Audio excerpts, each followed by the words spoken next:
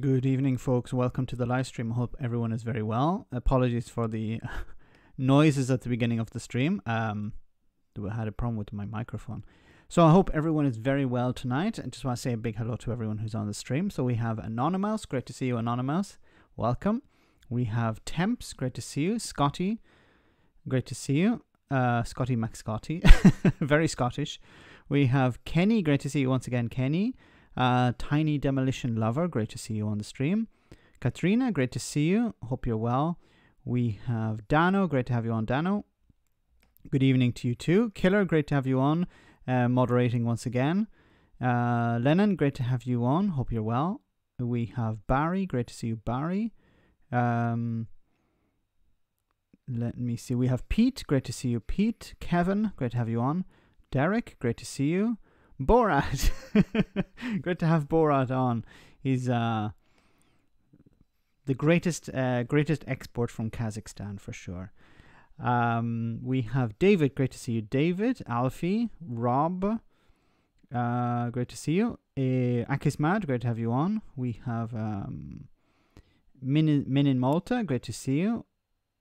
Hope you're well. Enzo the God, great to see you once again, Enzo. Hope you're fine. We have Raven, great to see you. We have A. O'Neill. Dude, great to have you on, dude. English Viking, great to see you. Uni, great to have you on. Magister, great to see you once again. Big Basil, any relation to Basil Fawlty, who was on the stream last time. We have Hussein, great to see you. Hope you're well. We have Tim, great to have you on, Tim. Who else have we got? Chris, great to see you, Chris. Gingers, Glasgow Kiss, great to have both of you too. We have Monkeytron, great to see you, Monkey. Hope you're well. We have Silverblade. Ben, great to see you, Ben. John O'Sullivan, great to have you on. We have Neil, John Hart. Who else have we got? Chris, Reagan Elite, great to see you again, Reagan. Ellie, John, Claudius, or Claudius, which is it? Giorgio, great to see you, Giorgio. CJ, great to have you on, CJ. Ed, great to see you. FSM, Andrew, Eddie, Igor, DG, great to see you. Stephen. Okay, hope everyone's very well. Hope you can hear me as well. Please tell me if you can hear me fine. So I hope everyone is well. Apologies to who I haven't said hello to. We have 167 viewing, so I try to say hello to everyone. Lulu's Corner, great to see you. And Analog Ground. So we're just going to talk about, of course, the pandemic. We can't avoid that at all. Tess, great to see you, and Brian. And of course, what's happening in the United States, and of course with Boris Johnson. Boris has, no sound. Oh no! Joke. Damn you, Monkeytron. Okay, ban Monkeytron. No, Monkeytron is being a bad monkey. Giving me a heart attack there. So, of course, we're going to look at the impact of the pandemic and what we can do about it, or is there anything we can do about it? Martin, great to see you. Man, Bear, Pig, great to have you on. Some fantastic names. So I want to start off with this story, and of course, before I jump to the story, if you'd like to hit me with a super chat, I'll prioritize your comment. If you'd like to support the stream or the channel, you can become Spike the Monkey. Okay, this is going to be a good night. You can support the channel by becoming a patron. If you become a patron, you have automatic access to Discord, where all the fun is, and we're expanding Discord at the moment. So we're having live chats after the streams, but also having dedicated chats once a week if it works out. On particular topics, so we can have debates, which is very, very interesting. So consider becoming a patron if you'd like to get involved in that, or just to follow it or support the channel. If you cannot afford to become a patron, don't worry, you can support the channel by sharing videos, liking videos, commenting on videos. That really does help the channel a great deal. So let's jump into the topic, the first part of the topic. Now, I have been talking for a long time about herd immunity and how herd immunity, and I explained it on numerous occasions when I do responses to a number of videos. Herd immunity requires pretty much a vaccine, or to allow the pandemic just to run rampant. Now, the idea behind herd immunity is that if you have a vaccine, you vaccinate enough of the population that they protect people who are not vaccinated. The other alternative with herd immunity, of course, is just to let the virus run rampant. People build up immunity naturally, and over a period of time, the population gets immune. Now, the problem with COVID is that we're seeing that people are getting infected, are recovering, and then getting infected once again. So herd immunity is not going to work. And this has been a bit of a problem for many people on the right in particular, who have been pumping out this propaganda for, herd immunity, that's all we need. Let's get businesses, let's get the economy back up and running again. Look, we'll lock away people with immunity issues, or we'll lock away the old and just let the virus run rampant because most of the population are probably okay. This is the sort of thing, if you tune into talk radio or certain people perhaps on LBC, they will be pumping out this type of propaganda continuously. Finally, we now have some evidence to scientific papers to counter that. So I wanted to read part of this article that was published in The Lancet, which is a universally recognized outlet regarding science. So I just want to read, I'm not going to read the whole article. I just want to read part of it. Let me see if I can bring it up here. Okay, so just to, I don't have the link, but you can find it yourself. If you go to The Lancet, you'll find this article. Or if you just put in COVID-19 herd immunity, you'll find this article. It says, just this section I wanted to read from it. In the initial phase of the pandemic, many countries instituted lockdowns, general population restrictions, including orders to stay at home and work from home, to slow the rapid spread of the virus. This was essential to reduce mortality, prevent healthcare services from being overwhelmed. I had talked about that on numerous occasions, how, look, we needed a lockdown to protect the NHS, otherwise it would be overwhelmed and we wouldn't be able to do anything. And buy time to set up pandemic response systems to suppress transmission following lockdown, such as test and trace, for example.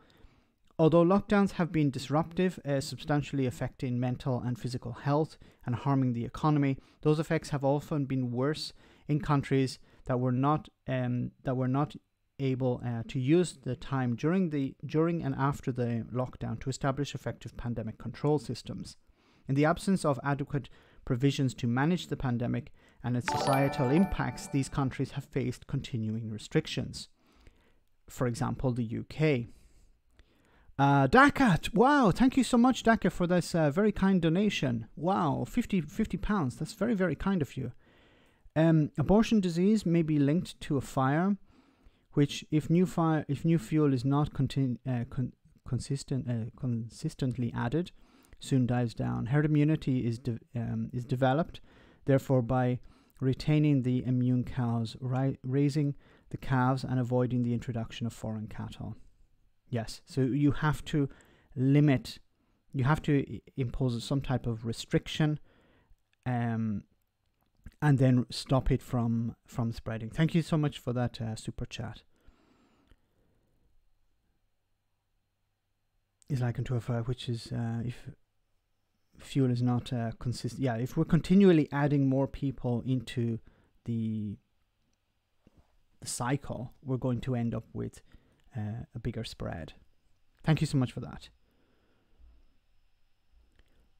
I'm just going to read more of this article and then I get back to your comments, because I think this is a very interesting article, this part here. Let me just move down. To understand, this has understandably led to widespread demoralization and diminishing trust. The arrival of a second wave and the realization of the challenges ahead has led to renewed interest in the so-called herd immunity approach, which suggests allowing a large uncontrolled outbreak in the low risk population, while protecting the vulnerable. Proponents suggest that it would lead to the development of infection acquired population immunity in the low risk population, which will eventually protect the vulnerable. But this is a dangerous fallacy unsupported by scientific evidence. Let me just jump back to the comments for a second. Glasgow Kiss, thank you so much for that. We shout out for Indie Truck Davy in the chat. Indie Truck, great to have you on the stream. Hope you're well. Thanks for coming on. I will have to eventually come to talking with you about Scottish independence, I promise.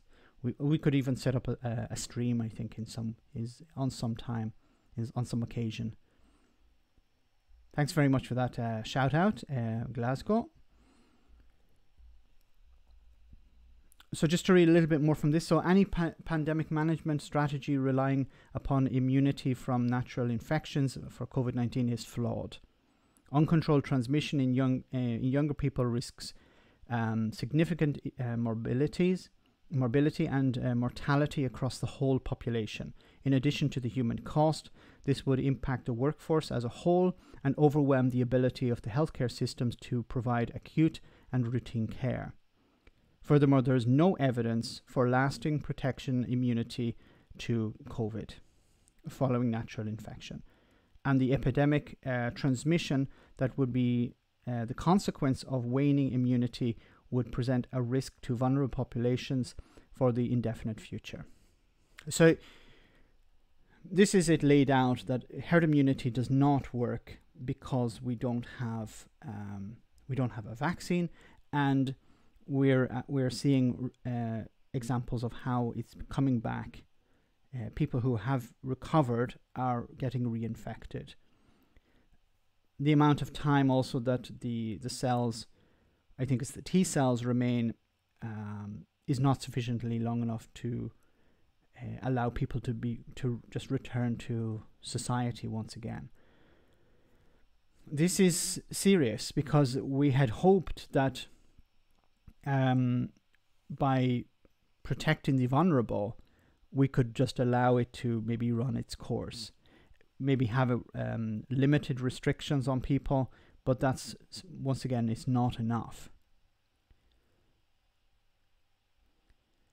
Let me read some of your lefty Lancet, Paul.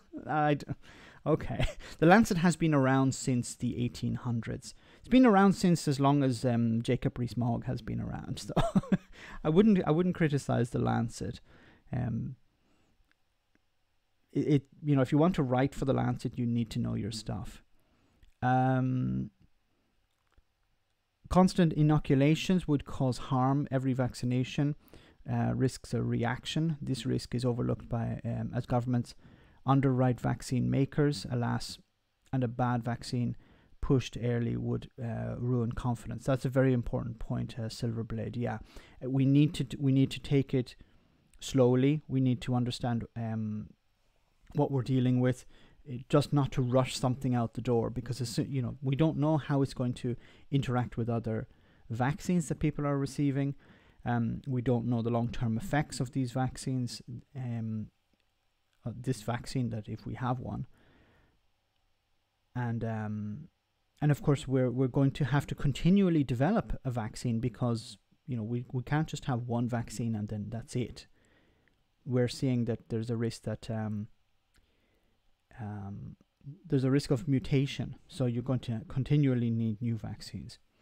No, it's not the T cells, Max, that disappear. It's the antibodies. Sorry, thanks for that correction, John Park.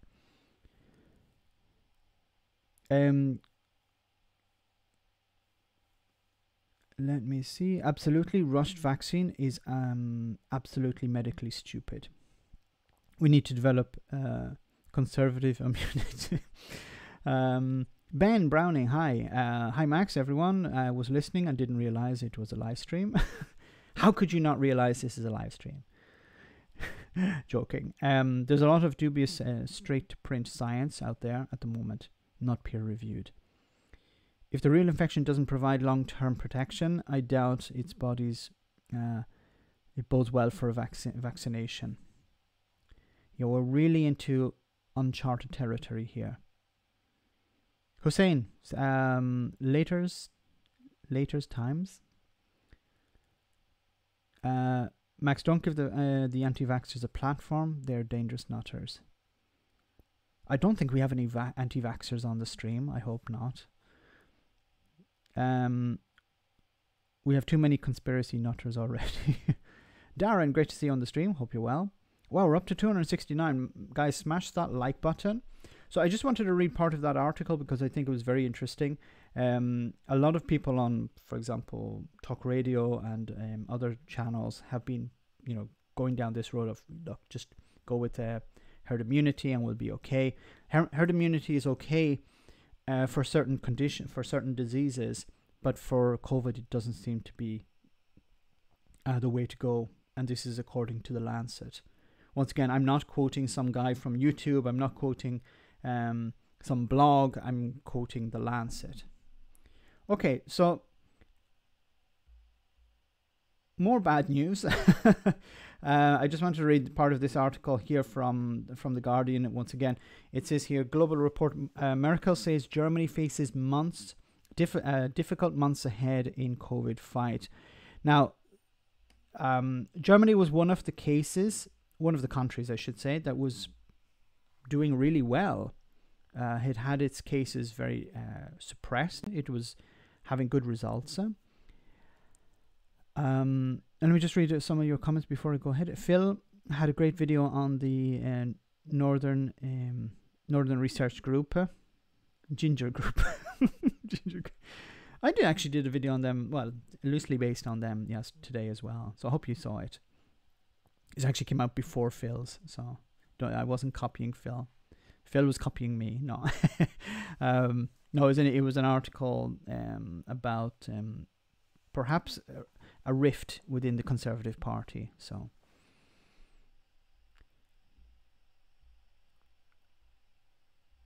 the German Chancellor Angela Merkel, I hope I'm pronouncing her name correctly. I'm not very good with pronouncing names. Has said her country is on the verge of losing control of the fight against the coronavirus pandemic, telling colleagues from her Christian Democratic Union party the situation is threatening and every day counts. In leaked comments to an internal party meeting, she told those attending of very, very difficult months ahead and added that every day would count in tackling the virus's spread. Merkel's bleak remarks came as countries across Europe moved quickly to reimpose what had become both unpopular and economically damaging restrictions, as governments and scientists reported record and still rising numbers of infections across the continent. Yeah, for example, here in Italy, we saw, let me just bring it up. I think unless it has been updated. And it was 20,000 today. It seemed to be a little bit of a dip.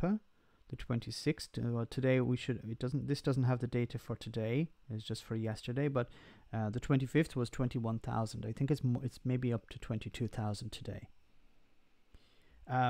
Deaths, of course, there's a lag, but deaths have increased to 141 yesterday. I think it was 200 perhaps today. So there is a delay, of course, of about 2 weeks. So the numbers, let me just see, cases of about 2 weeks ago, let's say at the beginning of October, yeah, we're going to see a dramatic increase in deaths. And of course, not to leave out the United Kingdom. Of course, there's a lag here with it. This doesn't have the most up-to-date 26th of October, so it doesn't have the data for today, but 20,000 cases. But we're going to look at that in a moment. What can we do? I think we need to go into another lockdown, unfortunately. Underlining the mounting sense of alarm over the deteriorating situation in Europe, the World Health Organization pointed to a series of concerning indicators.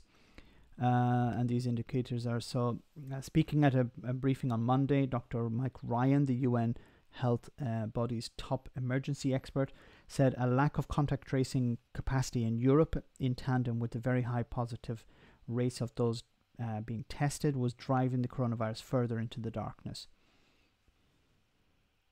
We are seeing very, very high positivity rates and an increasing lack of capacity to do any effective form of contact tracing, which is going to further drive the disease into darkness. Yes, the problem with contact tracing is that you need to have low numbers in order for contact tracing to work efficiently. If you have high numbers, the contact tracing system is just overwhelmed. Welcome, Conservator. Hope you're well. Australia is back to normal, by the way. Nightclubs open, etc. I think maybe with Australia, because they're moving into their summer season, people are going to spend more time outside. So they're probably not going to see a second wave. So they're in a much better position than we are in the northern hemisphere, because as we're moving into winter, people are going to spend more time together, closed indoors, closer together. Also, the idea that the air within buildings is going to be just moving around within the building. We're not able to ventilate to the same extent as we can in summertime or even in springtime. So we're going to take a really bad hit, but I think Australia are probably going to get off. New Zealand as well. They're going to get off pretty likely, because they're able to maintain the spread, and they're able to open up their society much more. We have to go into a lockdown. There's no other option for us. How much is a jumbo jet worth now? No idea. Strange question. How many times would Boris need to contact corona or COVID before he actually takes it seriously? I don't know. He could get it again. Anyone who has been infected could get it again. Sorry, somebody had written the numbers. Mr. Spoon says 23,000 cases and 367 deaths in the UK today. Big increase. And it's just going to go up. And I think at this time in the spring, when the cases there were much fewer cases, but the deaths were at the same level, the UK was already in a lockdown, or had just begun a lockdown. Stopping international travel is key. Yeah, that's one aspect as well that needs to be implemented. Let me see. I think they did social distancing a lot better. Also, they locked down the country, etc. Yeah, I think with Australia, I think they have a lot of benefits for them. That a much drier climate helps as well, I think, and they were able to maintain. I think the idea that they're able to stay outside more, while we in the northern hemisphere have to stay indoors much more, especially in this period, is going to be a disaster. Artemis, hope you're well. Thanks for coming on the stream.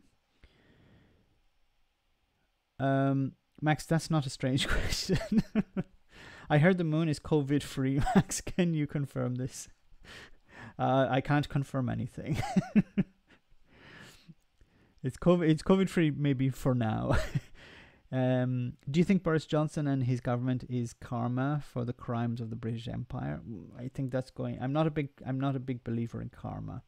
And also the people who would be suffering would be people who are suffering in the UK had no influence or no power over the empire. So, and the people who, the imperialists are long gone. So, although some of them are still on talk radio.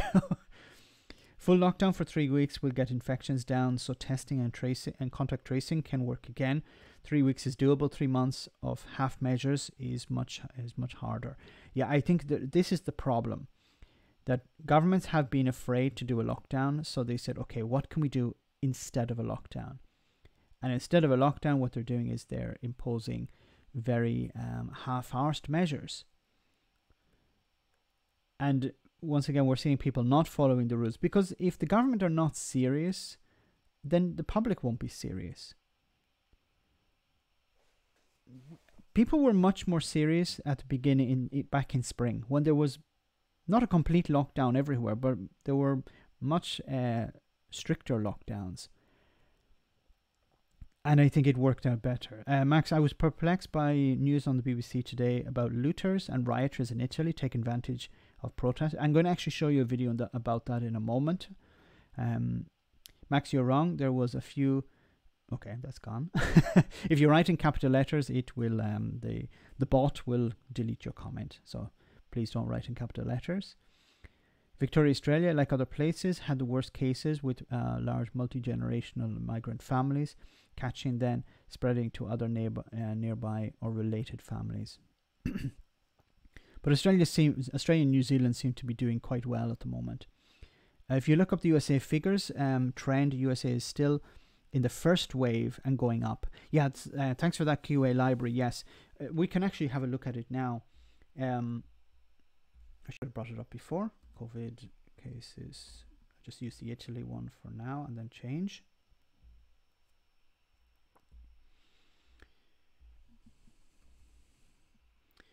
United States. Yeah. Where does the first wave end here? Unless, you know, you're going to say the 10th of June was the end of the first wave. It's almost like 3 waves here, but this is still the first wave. Dr. Fauci has said that the US is still in the first wave, which is mind-blowing. Now, I wasn't going to talk about this now, but I will talk about it later, but I'll go into a bit more detail later. I'm afraid that if would you believe I was about to say Boris Johnson? I'm afraid that if Donald Trump loses, he's going to just allow the virus to run rampant. And I'm afraid that's what he's going to do if he loses. He's going to say, okay, to hell with all of this. I'm not going to do any work. He hasn't really been doing any work so far, but he's going to just let it run rampant. And maybe instruct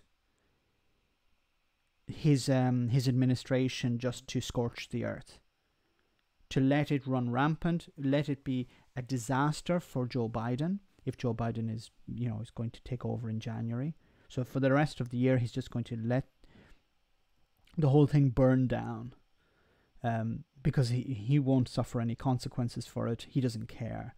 That's what I'm really afraid of. The number of deaths, I think, is 200. Well, we can check now. In the US, so far, deaths... no,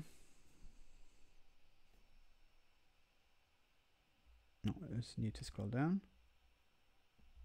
It's still on Italy. One moment. United States. Just to have the right numbers. 226,000 deaths. I'm afraid that if Donald Trump loses, he's just going to let that run, and it will go up to maybe 300,000 or 400,000 deaths. If it went up to 400,000, that would be the equivalent of the number of US soldiers who died in World War II. Just to give you some perspective. Trump will move to Scotland if he loses. I don't know if he'll move to Scotland. He might move to the Cayman Islands or somewhere. I don't know, somewhere they don't have an extradition treaty. Typhoid Trump is doing 3 rallies a day now. He's desperate. He's afraid that, and I said, Donald Trump risks going to prison, not because Joe Biden would put him in prison, but because he's in big trouble with many individuals, and he owes something like $400 million in debt. He needs to stay in the White House because that's keeping him out of prison. And it allows him to unsubscribes. Okay, it allows him to protect himself from debt. Biden 2020. Do you think the media has turned this into a economy versus COVID debate? Do you think that there is time for a crisis? Look, I think the media haven't helped. Now, I'm not going to say all of the media, but some media outlets have been pushing this. It's just a hoax, or it's not real. What I'm talking about is COVID. We need to protect the economy. Like businesses are closing. Yes, and I agree 100%. Businesses are closing. Businesses are suffering a great deal. But the problem is that if we don't do anything, hospitals will get overwhelmed. People won't be able to get into hospitals for all types of conditions. They'll have to stay at home. You know, for example, and is not a perfect example, but imagine you have a car accident. You go to the hospital and they say, "I'm sorry, you can't come into the hospital because the hospital is full. It's overwhelmed." Or there is a risk of infection. We're not taking anyone in. Now, I know that's maybe a bit hyperbolic because a car accident would be treated, but if maybe it doesn't even have to be like something serious like a car accident. You hurt your leg or something like that. You twist your ankle. And you say, "Look, you can't come in. You have to stay at home. Here's some painkillers. Stay at home." But if your condition gets worse because you're not able to get into the hospital, then you're not going to be able to go to work. And your boss will say you need to come into work or you're going to lose your job. If hospitals are overwhelmed, it's going to be a disaster.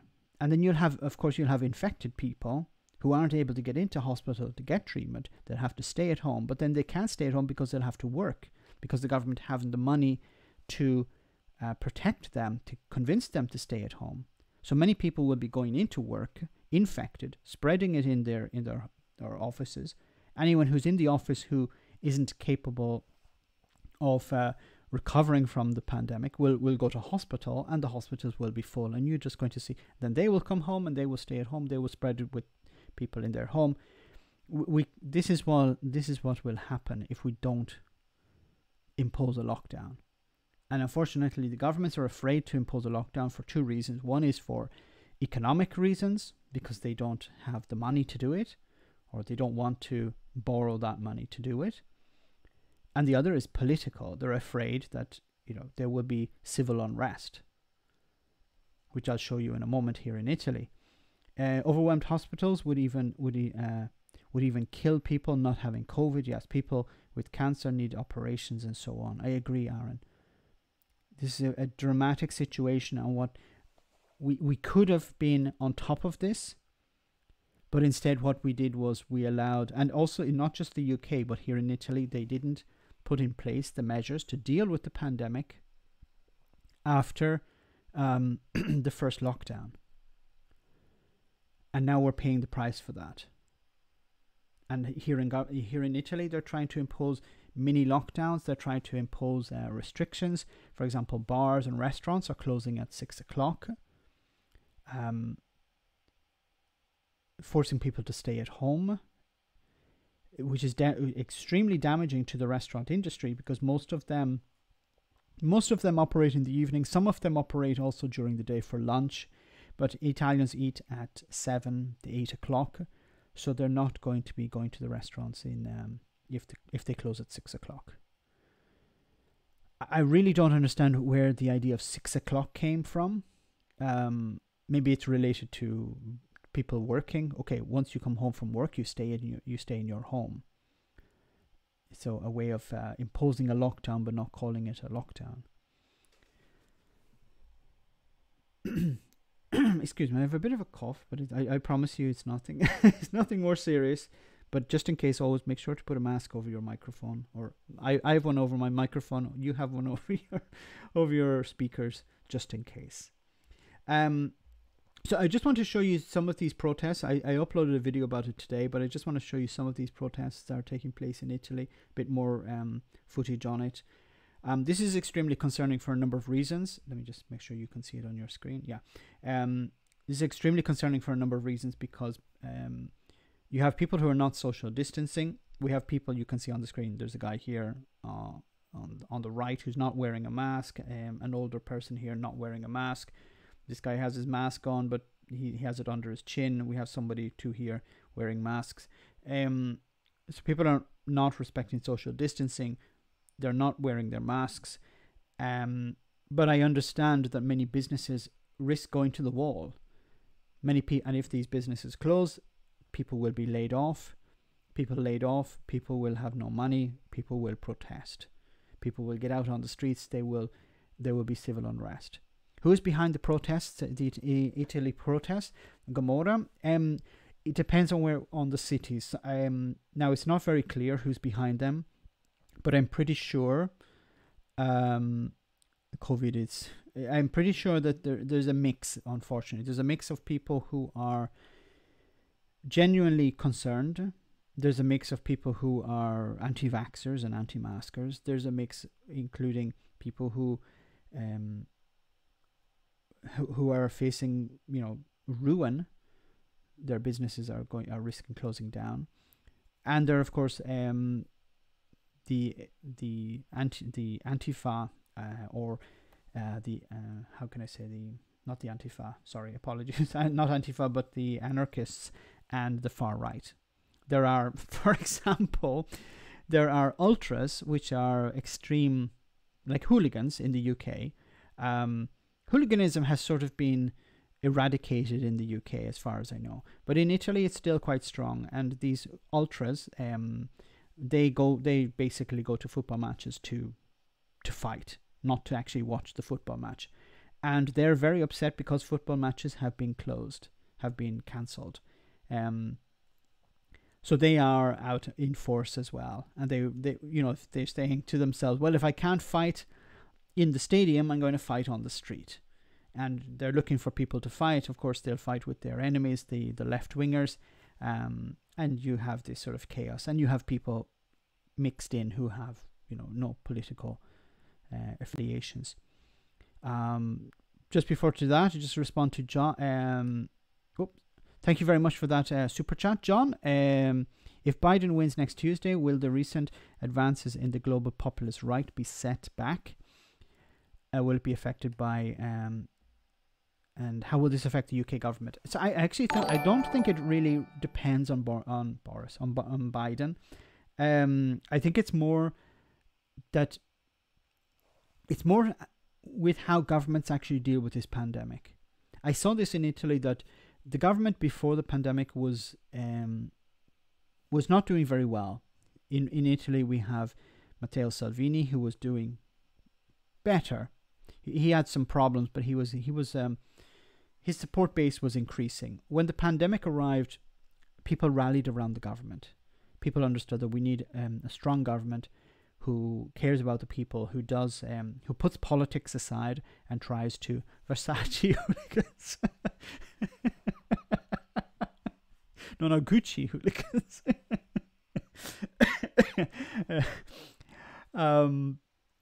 So they believed that, look, it's necessary to put politics aside and get the work done. Now we're back into dodgy territory again. I'm afraid that governments will be undermined and there will be a rise of some sort of populism once again. That's my fear. Has Silvio Berlusconi been involved? No, I don't think so. He got infected and he sort of kept a low profile since then. He's not like Trump, who maybe, I think he actually took it seriously and said, wow, this is actually something I have to be worried about. So I haven't really seen much of Silvio Berlusconi of late. Gucci boo. Good way of repelling a hooligan is a cup of soup and pour on their clothes. Oh, really? I didn't know that. If Trump wins it, it would be red rag and green light for both. Be red or green light for Bojo's crappy reducing standard in UK policy. Yeah, I think and I said this before, if Donald Trump wins, baby my God, stop saying those things. If Donald Trump wins, of course, it would allow Boris Johnson to push for a no-deal Brexit. If Joe Biden wins, then it's going to be much more complicated. Although I agree with Phil, who said that it would actually benefit Boris in a way if Joe Biden wins, because if Joe would push for protection of the Good Friday Agreement, and I think Boris Johnson wants to do that. I think Boris Johnson wants to have some sort of deal. I think it's a big risk to go down the road of, look, let's just go without a deal. It's going to be extremely damaging to him. So let's see, sorry, without further ado, I'll show you this video. It began as an angry protest. They chanted for freedom in Turin. But it quickly descended into a violent game of cat and mouse. Local media report the group was made up of hardcore football fans known as ultras. Riot police fired tear gas. I think they should fire more than tear gas at ultras, but I won't say anymore. Water cannon to send them home. Designer shops were targeted. The ultras are not, they're not people who actually care about anything. They don't care about people. They're not really politically motivated. They are far right, but they're not really politically motivated. They just want to go there and cause trouble. They're like really, you know, the worst type of hooligans. You know, the type of hooligans you had in the UK in the 80s. Well, turn them up to 11. That's what ultras are like. They generally are fascist. They do support, you know, bringing back what Mussolini had in Italy in the 1930s. They do the Roman salute and everything. But if you actually dig down a bit into what they actually believe, it's just really, we like smashing things up. Ultras are just anarchists then. Anarchists want to end the government, but the ultras just want to smash things. Right-wing politicians have shown how useless their policies are in a crisis, says Frank. Yeah, Boris Johnson is probably the best example, or not even Boris Johnson. No, I'm being disingenuous. I should actually say Donald Trump is the best example, and of course also Bolsonaro in Brazil is another example of this. So they don't care about their citizens. They don't care about actually dealing with the pandemic. They care about protecting themselves. They're afraid to, they present themselves as hard men, as tough guys. Boris Johnson, I'm a tough guy. Donald Trump, I'm a tough guy. But they're actually afraid of taking hard decisions. Like Boris Johnson was afraid to go into a lockdown. That's why he dragged it out for so long. The scientists were saying, you need to go into a lockdown. He eventually did go into a sort of a lockdown, but he dragged it out because he was afraid. That's not strength. It's a fake strength that they present. Phil said Boris would wait for the result of the US election, a US deal, regarding a US deal. Yeah, I think so too. Yeah, he's going to wait. There's no pressure on him to get a deal at the moment. Well, he should be trying to work for a deal, but he can sort of avoid it at the moment and wait. Boris Johnson is typical. It's typical of Boris Johnson to wait and see. Like the same with Brexit. Let's write two articles, competing articles, opposites, and see what the result is. And then, okay, that one goes in the bin. Now I'm a Brexiteer. I've always been a Brexiteer. I actually believe that if it had gone the other way, and the UK had voted to remain, Boris Johnson would be, traveling around Europe, presenting himself as the international statesman. He'd be probably wearing a European flag on his back. This is what Boris Johnson is like. He doesn't really, and I've said this before, he doesn't really have any core beliefs apart from protecting himself and empowering himself and making sure that he is safe. If in doubt, hide in a fridge. And JRM will emigrate to Ireland to oversee reunification. the new IRA mastermind. I heard the British government is really worried about the coronavirus. The Prime Minister can hardly breathe. Wow, Lennon, thank you so much for that kind donation. Very kind of you. If you have a comment, I'll try to respond to it. It seems the hamsters are staging a mass breakout. Oh, I don't want that. Everything seems to be okay on my side. In Milan, police clashed with protesters, tear gas and pyrotechnics in plentiful supply. Several arrests were made as the Carabinieri tried to restore order to the city's otherwise quiet streets. The unrest was ignited by new rules forcing the country's hospitality industry to close its doors at 6 p.m, a hammer blow to Italy's late-night dining culture. As restaurant owners locked up, many feared this would be the beginning of the end.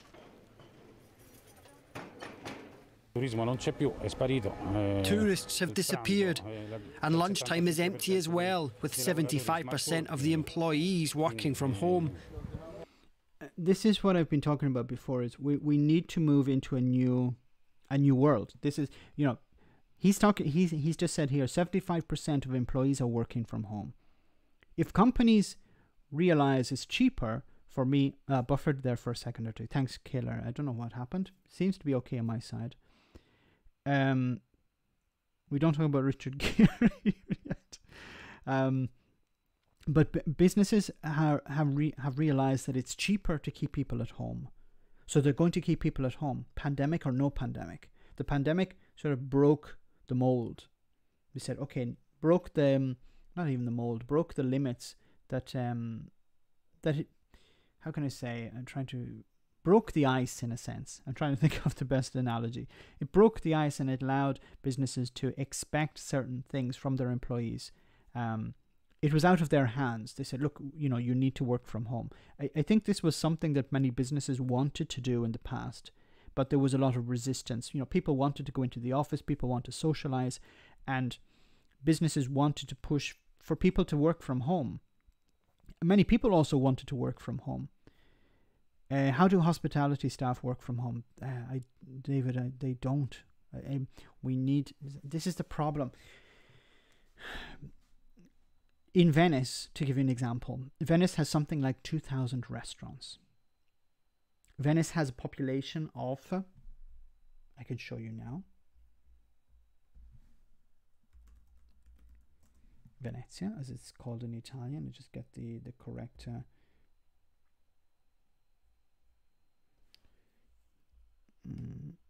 I think this is the municipality. One moment.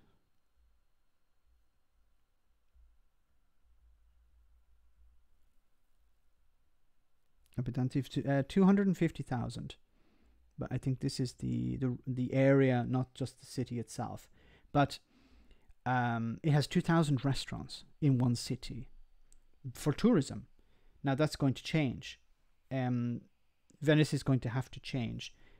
The hospitality industry is going to have to change. I don't maybe move more to, how can I say, delivery services, teleport the drinks, delivery services, maybe, you know, without staff, like you go into the restaurant and there's like, you know, somebody behind a screen giving you drinks and you drink by yourself at a table. I don't know, but something's going to have to change. You're up late. Yes, I am. I'm always up late. Let me just finish with this video and then we'll take a break, but I want to show you some more of this video. In fact, we're done with this job. I think we're going to close in a week. In Rome, industry workers poured their supplies away in protest.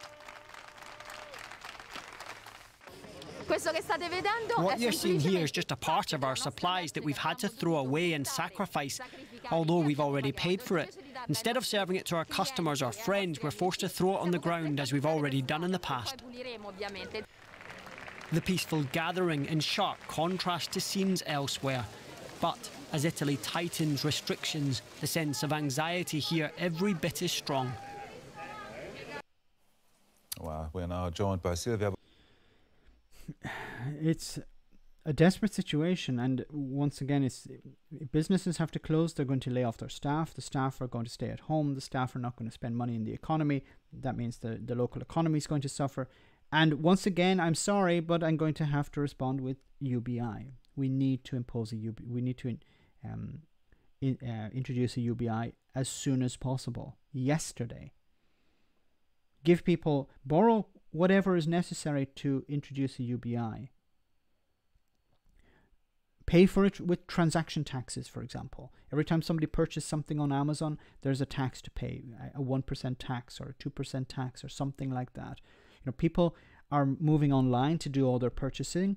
That means that small businesses are starting to suffer. Restaurants, if I'm able to buy books or equipment or whatever I need online from Amazon, I'm not going into stores. So let's tax Amazon somewhat. That's one way of paying for a UBI. But I always see UBI as an investment in people.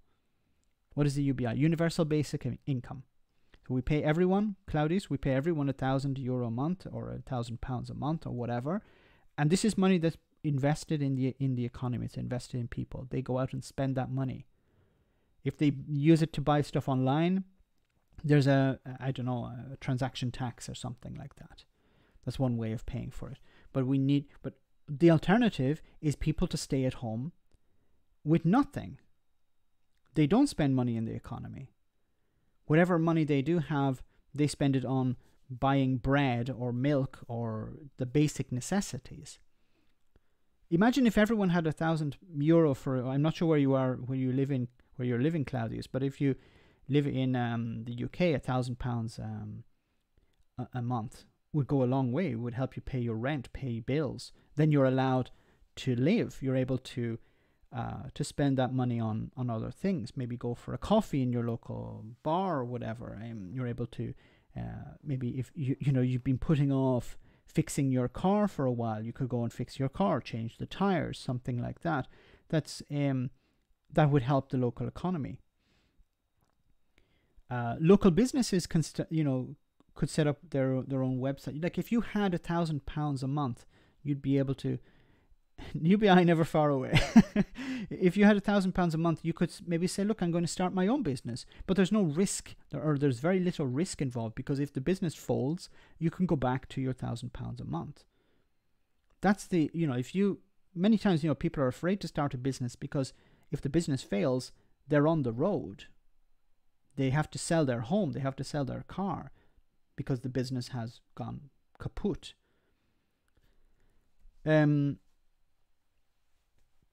There's actually there's only one actual option to fight the virus. Don't go anywhere near it. Fight it with gloves on. When we will have a national maximum wage? That's an interesting question. Yes, Max. Why has the UK not considered a UBI? I unfortunately think, and I hope I'm wrong here, but I think a UBI. The reason that, for example, the Conservative Party haven't considered a UBI is because they would prefer for people to be in poverty, because poverty is a good tool. For example, and I think this is the end game for universal credit, which is nothing compared, is no connection to UBI. Universal credit, so you like welfare. If we keep people in poverty, they're more likely to take on work that's either low paid or not paid. Because if you're receiving your money through universal credit, you're receiving money from the state. If the government say to you, okay, tomorrow we have a list of jobs, well, you're not going to actually get paid for them because you're paid already through universal credit. Now, if you don't take these jobs, you're going to lose your benefits. So you're going to take those jobs. Now, the companies who hire you don't actually have to pay you a salary. So imagine if you have a business. It doesn't have to be a small business. It can be a big business. You can employ people for free. The state will pay their salaries. And those people will work hard because they're afraid if they don't work hard, they will be kicked off universal credit and they will have nothing. Because if you have a job, a well-paid job, you can decide, okay, well, tomorrow I don't like this job, I'm going to look for another job. But if you're on universal credit, you can't do that. You can't say, I'm tired of this job, I want something else. That's the problem with universal credit. It keeps people in a type of poverty, and it maintains that, and it benefits people who have businesses and are profiting from that. Now, we actually have a similar problem here in Italy. It's called stage, which is like an internship. Now, generally in the past, an internship was a way for people to gain experience in a certain qualified position, and then you would be able to move up into a career. unfortunately, what's happening now instead is that they're creating these internships that last for 6 months or 3 months, and then as soon as the internship ends, the people are laid off and the company hires another person. The internship is paid for not by the company, but by the local region. So the region where I am, taxpayers are paying for it. Sounds like slavery, all right, and that's slavery light. It's basically a type of slavery. There aren't chains or whatever, but there are financial chains, because if you quit the job, if you complain to your employer, you risk losing your benefits. When you quit, if you have a problem with your employer when you have a job, maybe because you have skills or whatever, you can go to another job. Not always, but it's you have more freedom. With universal credit, if you quit the job, you lose your benefits, and then you're in big trouble, because then you have to explain, you have to apply again. You may not actually get the money back. You may have to pay some of the money back. Even though you don't receive anything, you still have to pay something back. Anyway, a bit of a downer there, but I want to, just to lighten the mood. So, if you're new to the stream, welcome to the stream. If you're new, generally about halfway through the stream, we have a little light moment just to keep things positive. It gets quite it can get quite depressing sometimes. I apologize, but that's the world we live in. But I want to show you this a funny video, and then we'll come back to the more serious talk. Did somebody say just stop? Stop. Children getting food like a dude. Stop. Oh, don't be so frightfully rude. I get mine every day, every week, sirloin in the members' dining room. Subsidized by the taxpayer. Merlot going down smooth. Kick back with a little vermouth. Rainer's behavior terribly uncouth. Now what were we voting on? Oh yeah, did somebody say Just stop. hungry kids in the red wool? My man withholds gruel when they're off school. Fool. Why not take out a loan? Or just eat your pet or your iPhone? You watch your damn tone! Cripes, I nearly choked on my Pernod.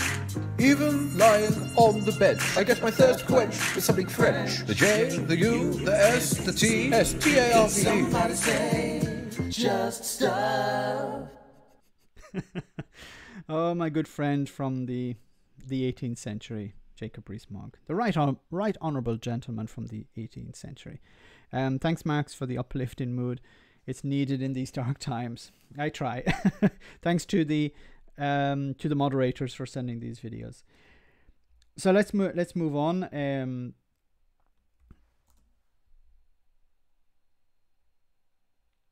So the UK calls for UK national lockdown. So as I said, a lockdown is necessary. Back into a lockdown we need to go.